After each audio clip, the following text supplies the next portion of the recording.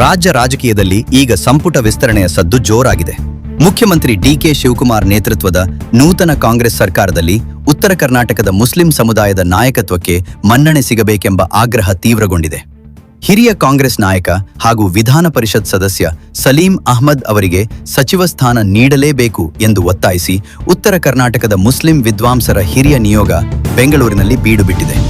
ಈಗಾಗಲೇ CM DK Shivakumar, ಮಾಜಿ CM Siddaramaiah ಹಾಗೂ ಕೆಪಿಸಿಸಿ ಅಧ್ಯಕ್ಷ ಬಿಕೆ ಹರಿಪ್ರಸಾದ್ ಅವರನ್ನು ಭೇಟಿಯಾಗಿರುವ ನಿಯೋಗ ಸಲೀಂ ಅಹ್ಮದ್ ಪರವಾಗಿ ಗಟ್ಟಿ ಲಾಬಿ ನಡೆಸಿದೆ.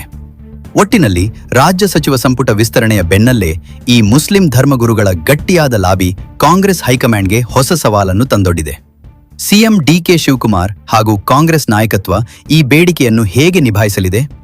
ಉತ್ತರ ಕರ್ನಾಟಕದ ಮುಸ್ಲಿಂ ವಿದ್ವಾಂಸರ ಈ ಒತ್ತಾಯಕ್ಕೆ ಮಣಿದು ಸಲೀಂ ಅಹ್ಮದ್ ಅವರಿಗೆ ಸಚಿವ ಸ್ಥಾನ ಸಿಗುತ್ತಾ ಅನ್ನೋದನ್ನ ಕಾದು ನೋಡಬೇಕಿದೆ.